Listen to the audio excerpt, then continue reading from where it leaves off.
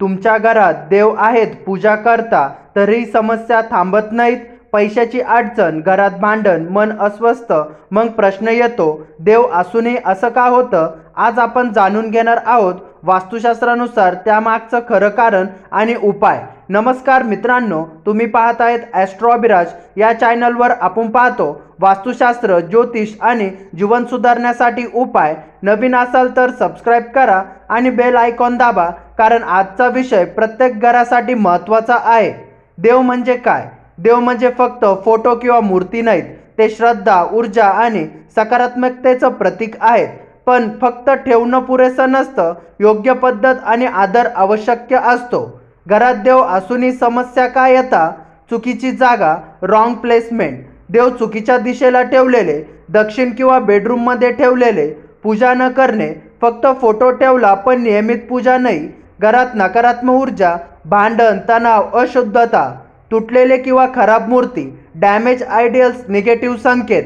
देवघर अस्तव्यस्त, कचरा, energy block. वास्तुशास्त्रानुसार देव ठेवण्याची योग्य पद्धत. देवघर उत्तर पूर्व ईशान्य दिशेला असावे. स्वच्छ आणि शांत जागा असावी.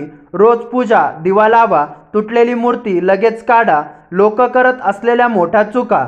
देवाचा फोटो बेडरूममध्ये, स्वयंपाकघरात ठेवणे, एकावर एक फोटो ठेवणे, देवघरात पैसे, कचरा ठेवणे. या छोट्या चुका मोठा परिणाम करतात. विज्ञान काय सांगतं? सायन्सनुसार स्वच्छता आणि शांत वातावरण, मेंटल पीस, पूजा, फोकस आणि पॉझिटिव्हिटी. म्हणजे वास्तूचं काही नियम प्रॅक्टिकल आहेत, पॉवरफुल उपाय. आता सर्वात महत्त्वाचा भाग, उपाय. देवघर स्वच्छ ठेवा. रोज दिवा, अगरबत्ती लावा. शांतता ठेवा. ब्रोकन मूर्ती काढा. पॉझिटिव्ह बोलणं वाढवा. हे उपाय लगेच परिणाम दाखवता. बोनस टिप्स: घरात लाईट आणि हवा ठेवा.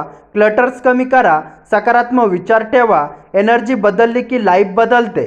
जर तुम्हाला हा व्हिडिओ उपयोगी वाटला असेल तर लाईक करा, कमेंटमध्ये लिहा सकारात्मक ऊर्जा, आणि अशाच वास्तू टिप्ससाठी ॲस्ट्रो अभिराजला सबस्क्राईब करा. आपण पुन्हा भेटू पुढच्या व्हिडिओमध्ये. धन्यवाद.